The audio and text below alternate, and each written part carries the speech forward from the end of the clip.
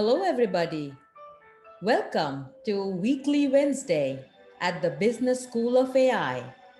I am your host, Ananya Sen. I am a principal software engineer and a trained AI PM of this class. The theme this month is to demystify the complexity of AI solutions. Let's hear from our fabulous speaker today. In 2020, last year in US, the cost of innovation was over $200 million. And that's only to rise, like projected at over 3 billion by 2027. And given that we are in the COVID pandemic, a lot of R&D and research is going on in the field of medicine, and that's predicted to be doubled to an over 2.5 billion industry. And a little bit about our speaker today.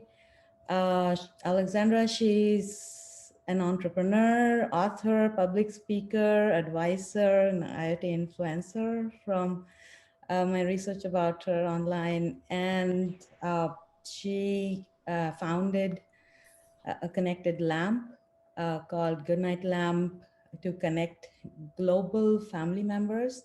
And currently, she's very focused on the climate crisis and to create low carbon designs for products. And she has some amazing books, and most recently, a book about creating a culture of innovation. And that's the topic of our conversation today. Yeah, at large scale organizations, we do need to research. And as you mentioned, Alexandra, we do have to make the choice, like, do we spend all the resources to build our own innovation, and or do we go back to find patterns that were tested? Um, Thank you. Thanks for the introduction. You've given me a whole lot of homework in a sense. And so I want to encourage anybody on the call to ask questions, to leave some questions for me to pick up at the end of this. I'm looking to speak for about 35 minutes. Yeah, hopefully there'll be some Q&A. Very grateful to Sudha for re-inviting me to, one of the kind of millions of things that Sudha organizes and puts on. I think she's absolutely inspirational. So I think you're really lucky to have her lead you through these programs. I'm based in London, and I'm an industrial design by training and interaction designer, but the last 3 years of my career has really mostly focused on um, consultancy work around climate change, around the role of technology in climate change, and the was an opportunity to reflect on the past 15 years of my career, which has been working across leading areas of technology. So the book is called Creating a Culture of Innovation. It's a short read, so I encourage you to pick it up either as an ebook from A Press or Amazon also sells it.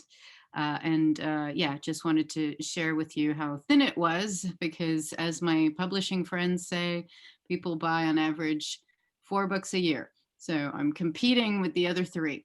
Yeah, I will now share my screen and we'll kind of lead you through some of the content, but I think some of the questions that will come up have also to do with things that are not in the book and might be in the first book, actually. So bear with me. I need to be enabled to screen share. oh, okay.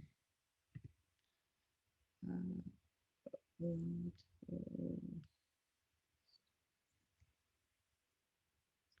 Mm, Okay, so we are getting to some.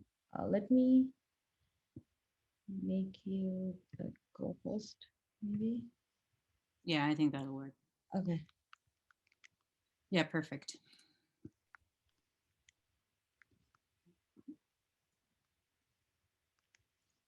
So for those of you on Twitter, I'm absolutely not on Instagram.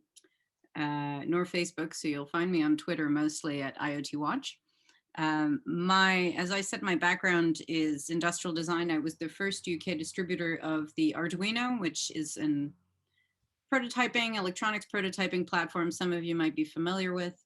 I ran the IoT meetup in London for 9 years, and I made my own connected product. And as I said, I've been working across a number of different areas since.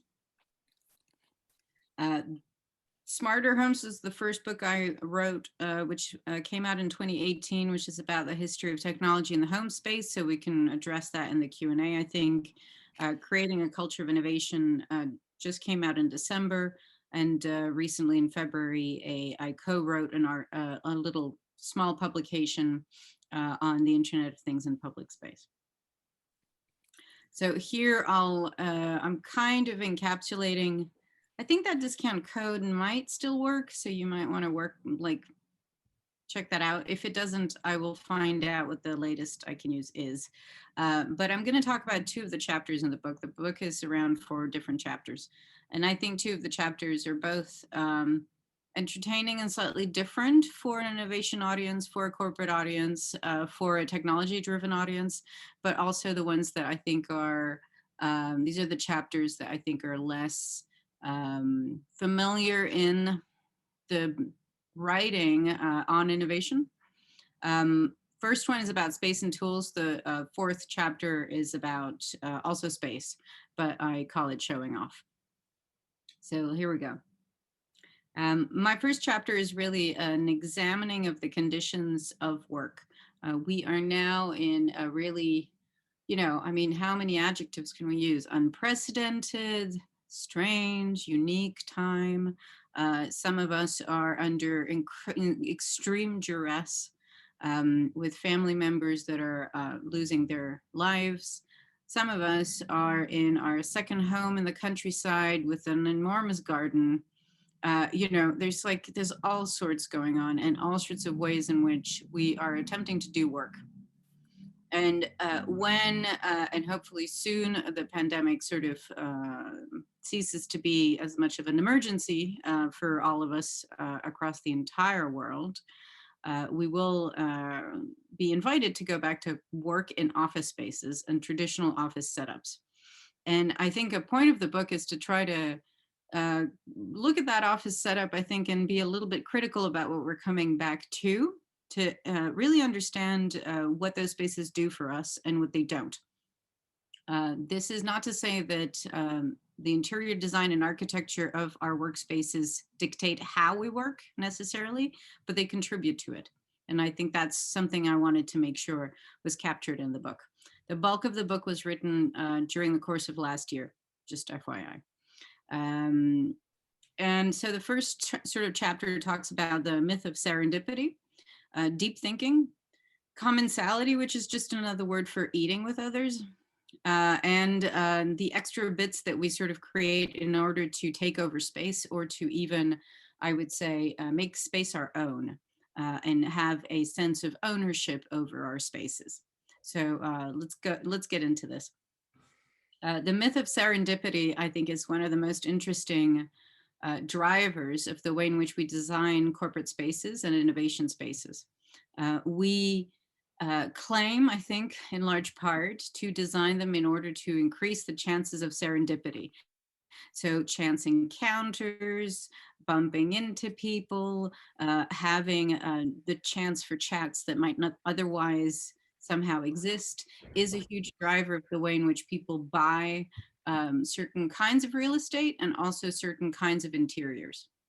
And this is driven as a sort of antithesis to the early forms of office spaces, which were quite dry, quite aggressive sometimes, and sort of borrows from the aesthetic of messy, noisy, exciting looking office spaces of perhaps the sort of 70s, 80s. Where people are obviously having a lot of interaction with each other, a lot of dynamic interactions with each other, and the technologies that we brought into work are supposedly at that point, I think we're romantic about them, but at that point are meant to be, contributing actively to sort of an active work life and an active social life as part of work. I think we have to again remember that a focus on serendipity and serendipitous conditions is also talking about how people make friends at work, because generally speaking, if you don't enjoy working with a particular person, chances are you're not going to start a massive big project with them, and you're not going to necessarily enjoy interacting with them all the time. Can I ask whoever doesn't have their microphone on mute to mute themselves, just because it's creating some background noise? Sorry. Um, and so I think that this is an interesting sort of thing to bring into what we see now, which, as I said, is a sort of focus on chance encounters, but within a realm that has really a office space realm that has really emptied itself out. If it's not completely sort of transparent, so, and on the left-hand side, we see the London School of Economics new academic building, which is largely open space. It's largely open space on purpose. It wants to have people coming up and down staircases to sort of, so that they can watch each other go up and down staircases. What it doesn't really count for is how loud those spaces become, because these are academic spaces full of students coming and going, so they become incredibly loud. So you're not necessarily going to have the best conversation, if any conversation at all, with someone. Two spaces like the Google Dublin office on the right-hand side, which is a space where the interiors almost take up more space than the humans, right? And the decorative elements and the decorative choices of even some of this really is interiors as art, really. I mean, those lamps, I'm pretty sure, are not technically functional as reading lights, as sources of reading or sources of light for your reading on your laptop, but they kind of take up space. And so the serendipitous aspect of this is, oh, well, let's create something that's relaxing enough for you to stick around at all in order to maybe have some conversations with others, but no particular guarantee. And I think this is an interesting dynamic, and this is an interesting, I think, story that we tell ourselves about what the office is there to do. Is the office, in fact, there for you to work well with the people who you're supposed to work well with, or is there to make you accidentally or in an engineered way work with new people? And how exactly does this take place? A really, really engineered way of thinking about it is the old Rand office. Some of you will be familiar with Rand as a major corporation post Second World War. It involved in quite a lot of innovation around, at the time, the defense sector. They had a building that they built bespoke in Santa Monica by the head of mathematics. So the head of mathematics came up with a minimum viable distance that he would like his researchers to have between them, so that you would never really be too far away from a bunch of people who you might meet. He gave this to an architect who then turned it into this particular building, which was known as the Waffle Building. And the Waffle Building was a series of dedicated single offices. So every researcher had their own office, their own space, their own door that they could shut, something that most of us could, absolutely not dream of these days. And you can see just to the back here, you can also see that the windows are open because these windows would open up onto patios. And the patios would obviously create in themselves what I like to think of as neighborhoods. You're going to interact with the people who happen to be associated or closest to the nearest patio, and with repeat encounters, you start conversations you wouldn't otherwise have started, because you're sort of sharing the same space. But you're not just sharing the same space that's kind of too big, it's an enormous cafeteria or an enormous space. You're sharing a manageable amount of real estate. And that real estate leads to shared activities. You can see here we've got ping pong tables. They had the beach was nearby, so people would go surfing in their lunch times. And then you had again, fairly manageable canteen in the middle. And the resources allowed for each sort of grouping of people were nearby. And that created a sense of community that I think is both allows for deep thinking, which is I want to sit down and I want to think through a problem, to a sort of, come and have a meeting with me in my office. It's just you and me. Let's shut the door. To, oh, I can hear the, Bob, John, and Jenny is in the patio, and let me sort of interact with them because I'm just going to step out and there they are. So there's a sort of neighborliness that's engineered here that I really like, and I think that we have to come back to and we have to start thinking about, especially in COVID situations where some of our office spaces are being cut up into smaller groups. If you look at what's happened to a number of primary school, secondary school contexts, people are kept in their bubble, if you will. So in this case, how big is the bubble and who is the bubble made of starts to become an interesting social experiment, potentially. Again, in the context of Rand, Rand was really keen on making sure that their researchers were coming from a variety of different environments. Can I ask whoever has not muted their microphone to mute their microphone? Thank you. So for Rand, it was really important that they brought in a whole bunch of people who did not necessarily know each other and who were looking, yes, who were open to relocation, which is a really big ask, but who were coming from a multidisciplinary environment. And I think that's also what made it kind of ¿Te exciting and escuchó la fun. presentación? Oh, excuse me, Alberto, could you put yourself on mute? Thanks. And so, yeah, sorry, I'm having to MC this at the same time because I can't hear myself speak otherwise.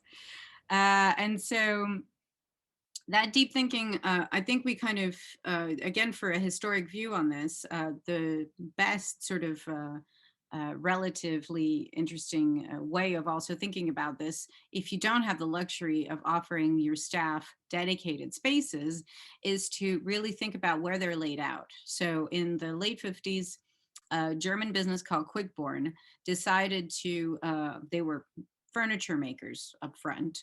So they had nothing to do with the way in which a business specifically operates. But they started looking at how furniture was laid out and how it itself shaped the human experience of going into an office and working with people.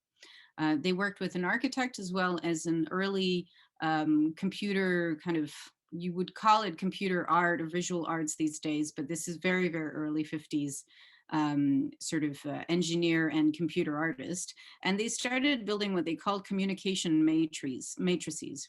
And so they asked people who they spoke to the most often, who they wrote to the most often, and who they have on the telephone the most often, so that they could start to group people according to who they worked with.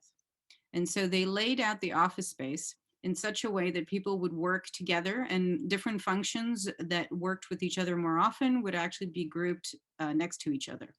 Not only this, but they also did things like really be careful about the amount of visual noise that was present in a space. And this is, again, something I think we underestimate these days in the way in which we lay teams out. You would never have, for example, direct view on a passageway with the Quickborn setup. So you would never be staring at something that was always going to be busy.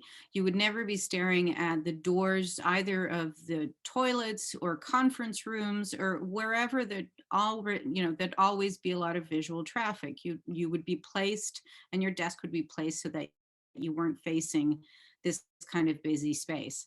Every single piece of corridor-like environment was always very, very wide in order to allow someone to both stop in their tracks, dead in their tracks because they saw someone they, wanted to speak to, and they could both keep talking while other people kept walking past. This is incredibly hard to do and takes up a huge amount of space. If you really think about it, it means that those corridors have to be actually quite wide. And all of these micro decisions that were made were design decisions, were interior design decisions, and led the company eventually to stop making furniture and just start becoming a management consultancy firm that came into businesses and helped them lay out their business. Again, I think this is something that we are going to have to rethink with COVID. Proximity to the people that you need to work with is going to become more important because, moving up and down the building continuously with one-way systems that are being put in place and all sorts of strategies that are being discussed is just less practical than if the people are just right there and you can, go out into the balcony and have a meeting. So these are two historic strategies that I think we could really do with these days. And I'll dip into very quickly because I also have no idea how much time I have left. I'm going to dip into very quickly also something that I think we will have to rethink entirely, which is really the idea of hot desking. So hot desking implies that you never really know how many people are coming into your space, which I don't think we can do with COVID anymore. You have to be, literally counting number of people at desks potentially. And a historic view of, again, the history of hot desking is really interesting to dive into, which I do in the book. Hot desking initially was called the non-territorial experiment. This was done by Thomas Allen in 1977 in a book called Managing the Flow of Technology. Really great book. I really recommend it. And he really talks about the dynamics inside corporations of doing innovation work at all. And whether you call it 2021 or 1977, it's sort of the same thing, really. We're talking about people with great ideas who want those great ideas to live and to outlive their R&D function, to go beyond their R&D function and to survive and thrive and eventually spin out. He discusses all of that in his book. The last bit of the book that he sort of picks at, I think, is also the most speculative, but it's weirdly the one that everybody sort of remembers, is how quote unquote successful this experiment was in proving that hot desking was something that you could sort of spring on people, really. And what they did throughout the book, he interviews thousands of companies. By the end of the work that he's doing, he has 10 different people go through the experiment of dropping all of their dedicated office spaces and working from this quote unquote non-territorial space. This non-territorial space has workbenches that you would go to work in, and you had a telephone on each bench, and there would be a secretary, I'm sure a woman, who would basically filter all the phones and filter all the phone calls that would be coming to you potentially if you were sitting on that workbench. All of the administrative work, which meant usually very loud typewriters, being in a pool of typewriters, they were moved away. So you had this reasonably quiet environment, paper-based mostly. And people, kind of quite liked it. The options that they were given for even more, I guess, quietness. One was a quiet area that had a curtain, so you could see it at the bottom left of this image. This was an area that, in a sense, is there for sort of semi-quiet meetings. You then had a totally quiet room that you knew you could close a door with. And what they found was actually that most people, firstly, sort of stayed at around the same sort of desk. So they turned territorial, even when given no territoriality. And that the quiet areas weren't really that useful, because what people would do is they would signal that they needed quiet time by going into a particular space or a particular corner or sit at a particular table. And the rest of the group would just automatically know that that meant that person just needed a bit of quiet time. This is really a very small study, but off the back of this very small study, everyone then sort of gets onto the hot desking horse, as it were, and has implemented those strategies ever since. What it ignores is, again, that these people, their administrative life was really very different than what we have now, and that they had a sense of cohort. So what I talked about when I talked about neighborhoods earlier, here we have 10 people. I mean, 10 people is sort of a manageable community of people around you. Whether they're all there that day or not isn't really the problem. The opportunity is actually that that John, Bob, or Jenny likes to sit in that corner more quietly. You get that sense within your community that that's what's going on. You cannot do that at scale. You cannot do that with hundreds of desks that are coming and going with people that are coming and going. You end up sort of, trying to figure out where someone is and where they've hidden themselves away, because they're probably, their life is full of admin. They have corners that they can't go into, and they basically have, probably more real estate to cover to go to a meeting room or find the meeting room that they could book that day. I will carry on unless Ananya, I can see that you've unmuted yourself. Are we done with time? Oh, yeah, I just wanted to mention that no, we do have 15 minutes, and Okay. and this is very cool with the whole thought process of innovative agile spaces for post-COVID. How do we measure, like, how it's, whether it's being more effective? Any ideas on how we measure? Well, so I'll skip to my last bits of this presentation, which is the last chapter, really, because I think that what measuring it being one thing, and God knows these days you can buy a whole bunch of people's products in order to quote unquote measure usage.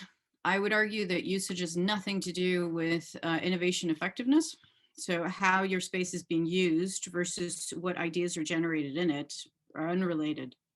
Um, and yeah, I think the last thing, I'm just gonna sort of skip through this. Yeah, I think the thought that I want to sort of leave you with is to think about how you treat innovation in your business physically.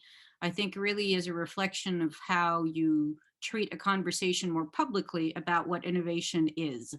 I would argue, and I argue in the book reasonably strongly, that people's innovation spaces and dedicated innovation spaces are a replacement for the boardroom and the importance that the boardroom once had. The boardroom as a piece of storytelling. I think the innovation spaces of today, this is one, this is another one, this is another one again.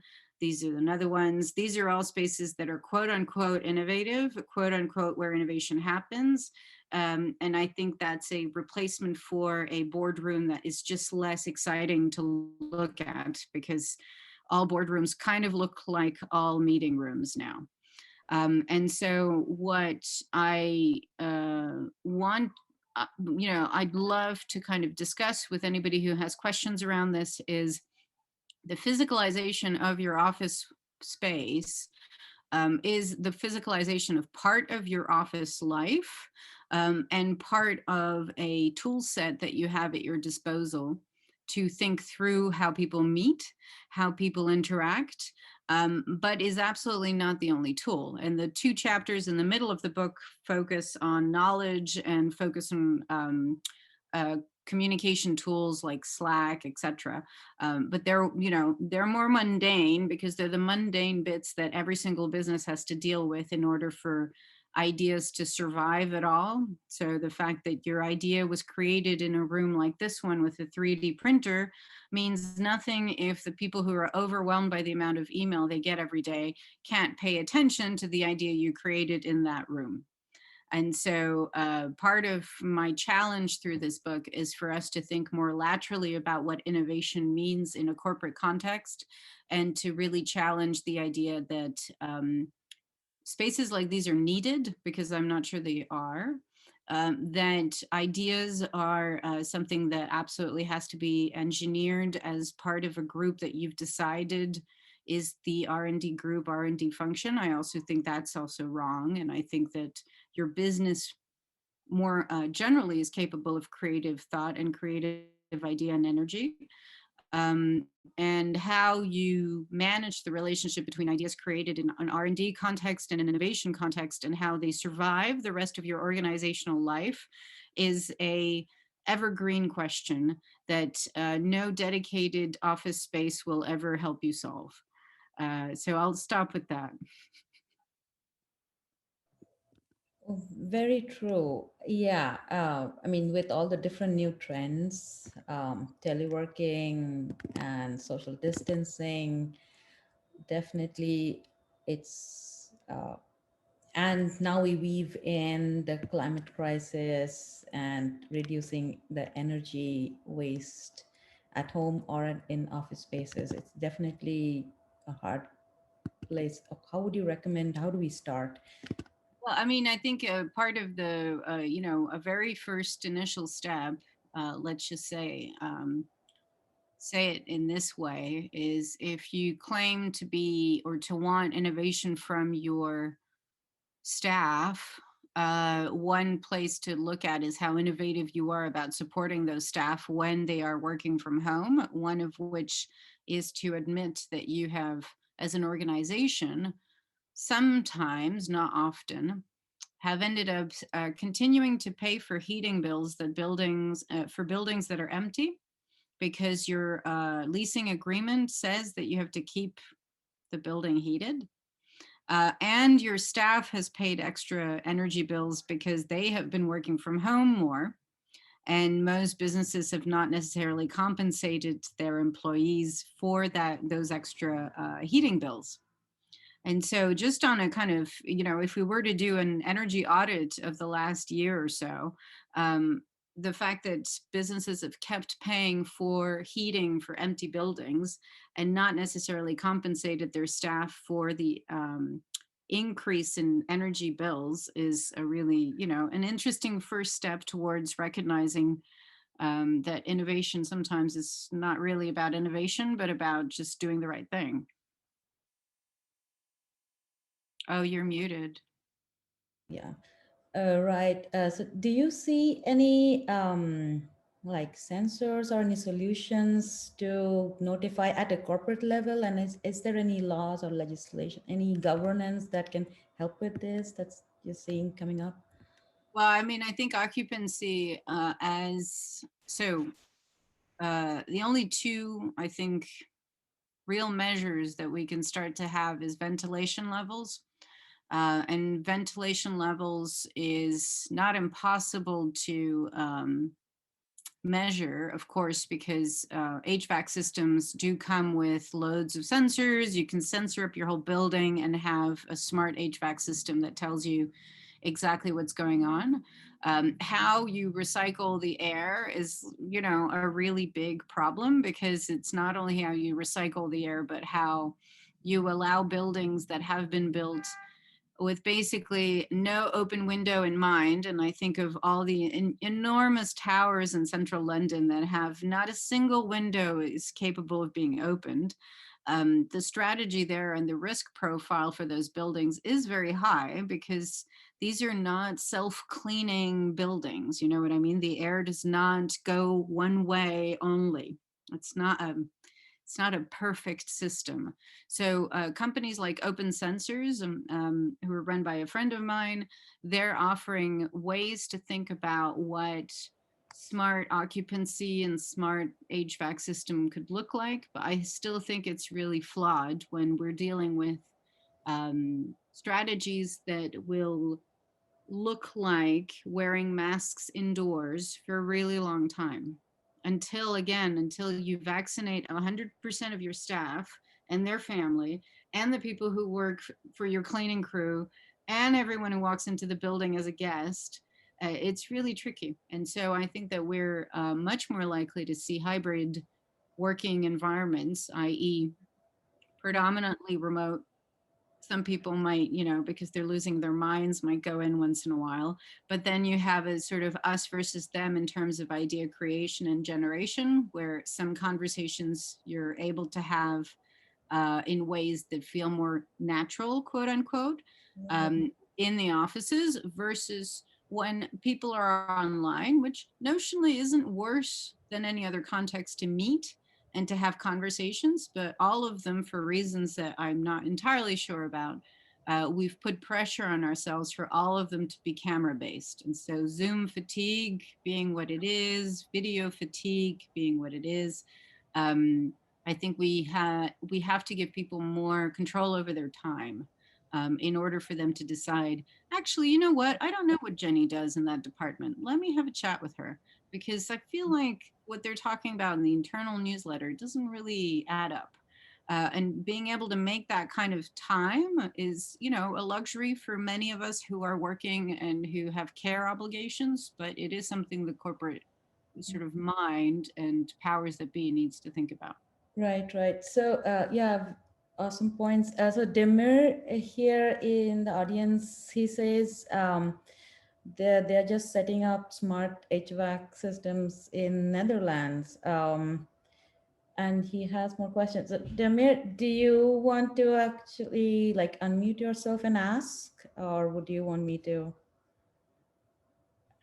ask? Hello, this is Amir. No, just simply, sorry, I was on and off due to some other obligations, but I want to understand how do you let's say apply, or how did you sort it out during the COVID pandemic? For example, how many people are in the building, what they are doing, are they distancing between themselves, how the seats are organized, so they can still sit at the desks, but have that 6 feet difference between them.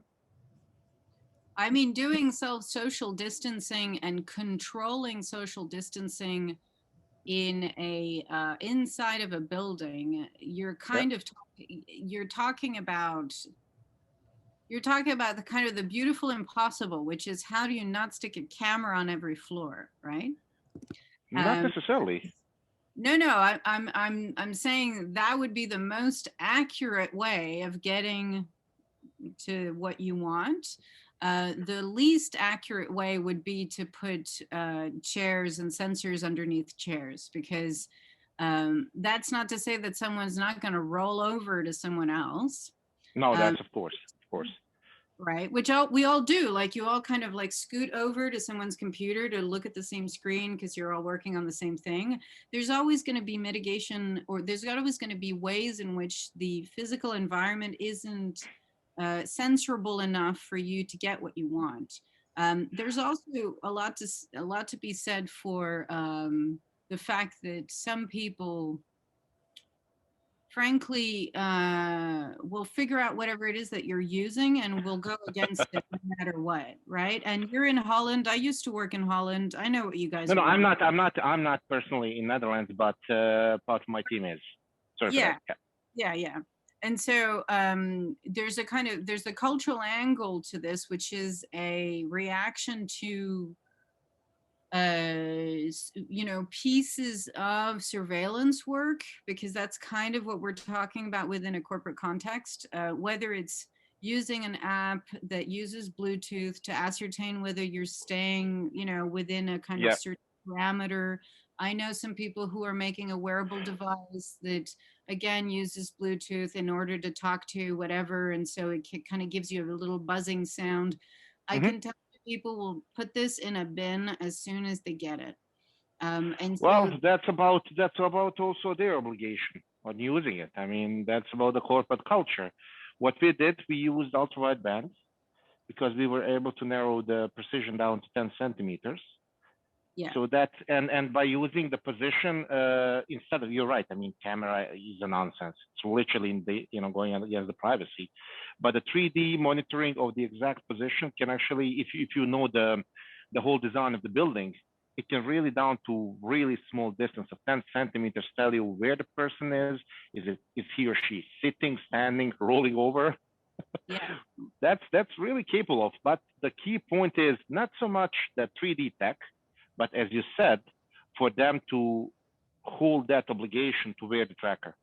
Which, if you're trying to retain your staff in a pandemic and you're trying to make sure they don't quit on you because everyone's a bit too tired, it's very hard to then impose, okay, well, you can come into the office, but I'm going to ask you to wear five things, and we're going to monitor every piece of infrastructure. I know people, for example, for whom the layout of their building is proprietary, and so they do not want to digitize the layout of seats at all, Mm-hmm. because they Mm-hmm. consider it proprietary information. And so then for them, their IT teams, the cybersecurity risk of that particular map going out there is a really bigger risk than people getting COVID because they, kind of kneeled or kind of leant over and then watched someone's screen for a while. And so the Well, response, yeah, yeah, so I'm just going to move on to the other questions that I have here. Yeah. But yeah. thank Sorry you. for that. Thank you. Yeah. problem, no problem. Can I get Emanuele to maybe give me a bit more context around that question? Yes, thanks for taking the question. So it in typical office spaces, if you want to have an open collaboration, you tend to have open spaces. At least that is kind of the thought. At the same time, there are noise levels. There are more people speaking. It's just like and typically new offices are always like hard surfaces. So the same as you go to a restaurant, a nice restaurant has big long tablecloths, so everything is quiet, big draperies. But if you go to a pub, you tend to have hard surfaces and everything bounces off, because for the pub they want to make you feel that you have a lot of people there. But now in an office environment, the trend seems to be that there's more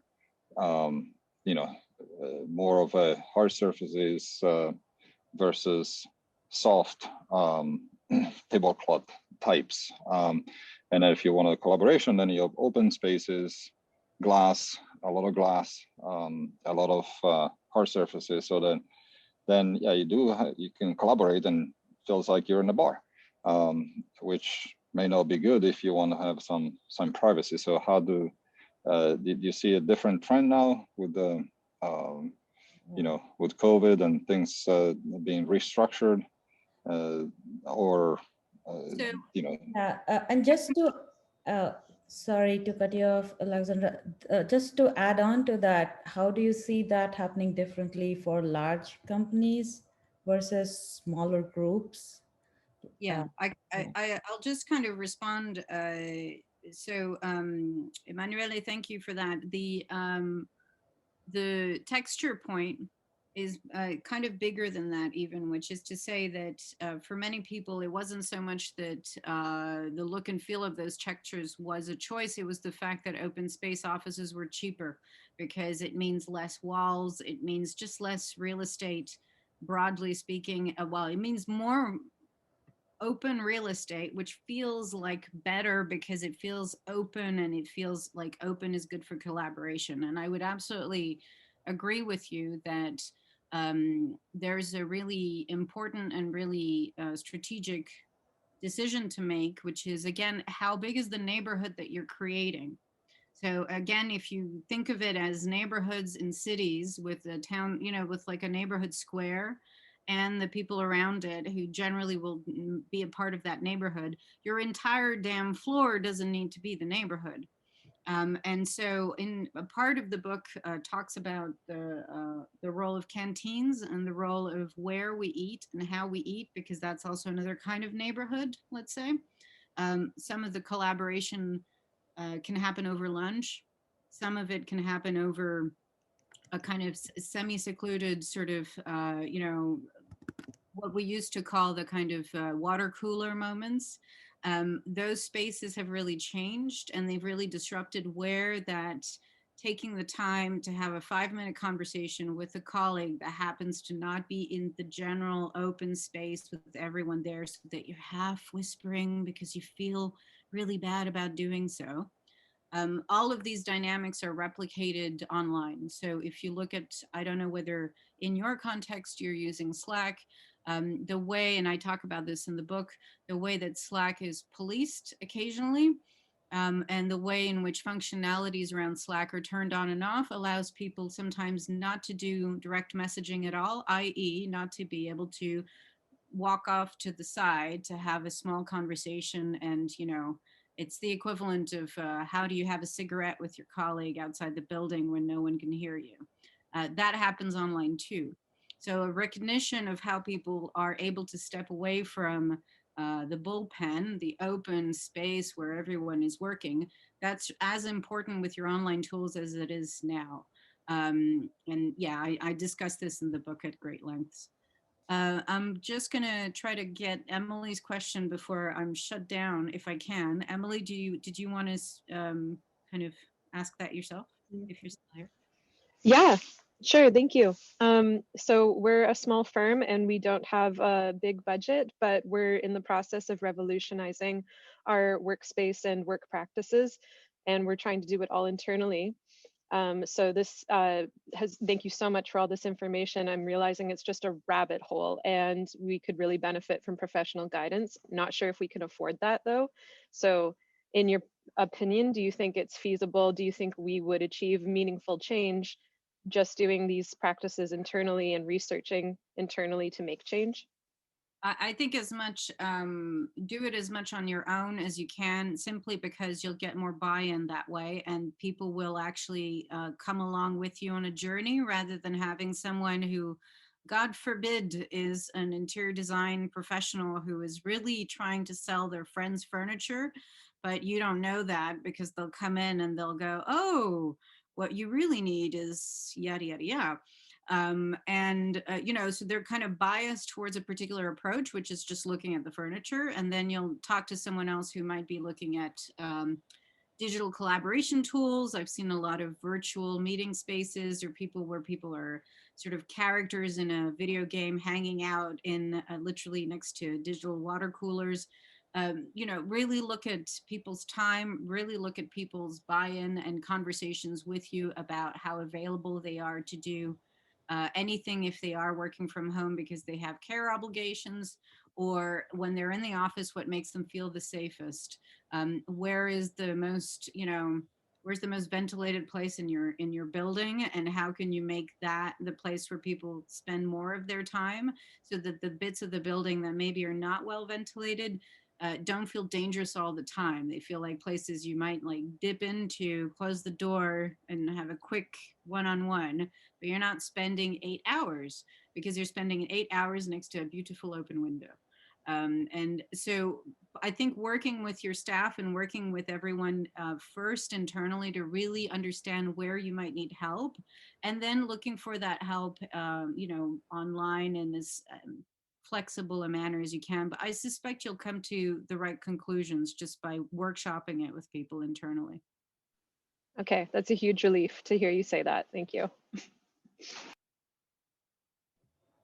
Thanks so Cool. much. I think I've run out of time, and I thank you all so much for your questions, really. Yeah. If you have a little bit, I did have a question for you, Alexandra.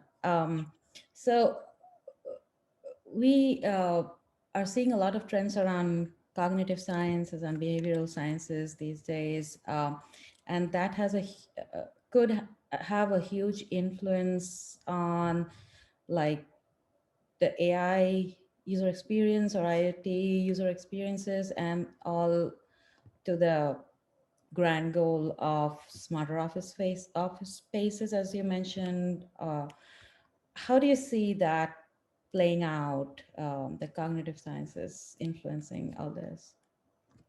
I mean, I think you have to be also cognizant, pardon the pun, that a lot of this behavioral science tends to be co-opted by people trying to sell indirectly or indirectly facial recognition software. So we have to really, I think, be very careful about what we think we're doing when we're trying to profile usage and profile people's use, either in a predictive manner, in a semi-predictive manner, or to say because people are yay tall and they hang out in this part of the office, it is meaningful. It might not be at all. It might be that they are roaming around that bit of the office because they end up taking phone calls and trying not to disturb everyone else in that corner. Do you need a camera on them to ascertain this? No. Do you need sensors on the doors, on and off? Yeah, probably, maybe. And so again, someone like Open Sensors as a company is a really interesting one to look at, and really, interesting. The founder is a woman, and she will have some great sort of tales to tell around how people, I think, will maybe try to do too much with tools that are massively aggressive, technologically aggressive, in order to use supposedly the cognitive and behavioral science. And I think we have to be really, really careful. There's a really strong and very active conversation about the biases and the racism embedded in a lot of computer vision software to begin with. And so we have to be really careful about how we then sort of, gently introduce this into the workplace by accident. I think we don't want to do that too quickly, and we want to be just really sensitive to that. So, Right, right. And then lastly, since I work now, I work in the cybersecurity space. I'm just curious, what would be like a must-have to address the privacy or the cyber security aspects when we think about an innovation topic? Like, well, I mean, I think what we're talking about is not having rose tinted glasses when it comes to the things that we create in innovation work, to be really hyper aware that anything that you create might be massively exciting and might also be a cybersecurity risk all at once. And that those two thoughts are not, are complementary. And so a few years ago, I led an effort to come up with a framework for IoT, very specifically at the time. It's called Better IoT. You can find it at betteriot.org. And that is a questionnaire that any creator or product manager can ask themselves about the connected product they're about to put out. And there are some security questions in there, which are, everything to do from are you allowing someone to reset their device before it is given away or put on the secondhand market or on eBay or whatever? Do you have, privacy by design strategies inside your business? Are you sticking to standards of privacy and security in your code? And we give examples of those standards. So I think that that's just, good practice, and well, should be good practice in all businesses, is to consider the cybersecurity threat of your innovation work. right. You have some awesome checklists online, even I think in the Petra ID, like basically corporations should have a small checklist so that we do, um, yeah. Well, I'll just find this tool for you, and in case people want to check it out. And there are multiple, I mean, this is really about a conversation about what is good and what is effective. And so this is also, the second link is a list of design and ethics. And when I mean design, I also mean, technically, how you might implement things in a better way. Right. Awesome. Yeah, definitely. I mean, um, having the right collaborations, right conversations, and then after we know the problem, onboarding, prototyping, like a whole design thinking journey. Definitely. I mean, it's a long process to go. Well, I would argue that even the cybersecurity risk of your idea should shape the idea. So I don't think it's come up with something and then figure out if it's terrible.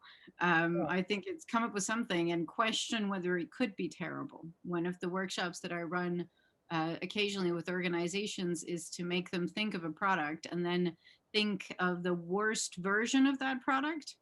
And then they have to really, imagine terrible things happening because of that product.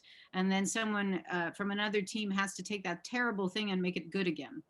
And so that really pushes people to go, oh God, what are the consequences of this awful thing someone else has done? And now I have to figure out how to make this okay. And that's what we do, that last bit all the time. We don't do the first bit enough, Right, right. Absolutely, we learn from our failures. Thank you. Yeah, that's awesome. And I want to be respectful of your time. Yeah, we are at 9:59 here in Thank PST. you so Yeah. much for having me. Thank you for waking up earlier. I don't know where people are in the world, but I am on Twitter again at IoT Watch, and you can find me on LinkedIn. So thank you so much. Thank you And so much for, yeah.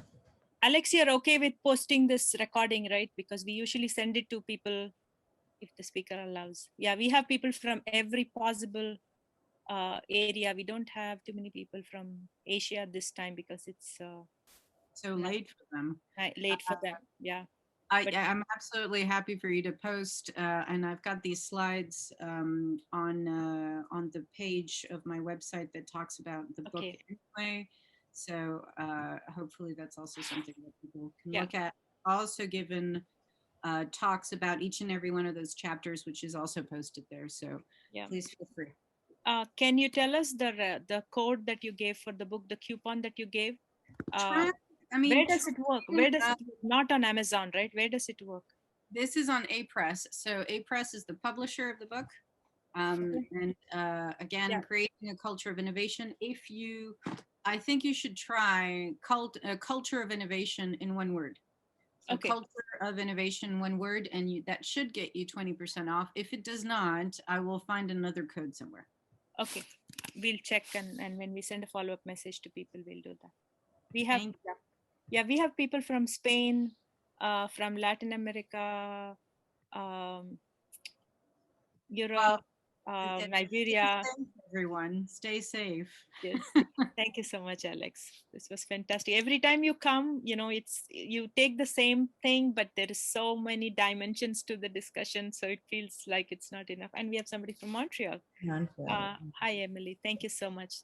Thanks, everybody. Stay safe. Thanks a lot. Have a really good day.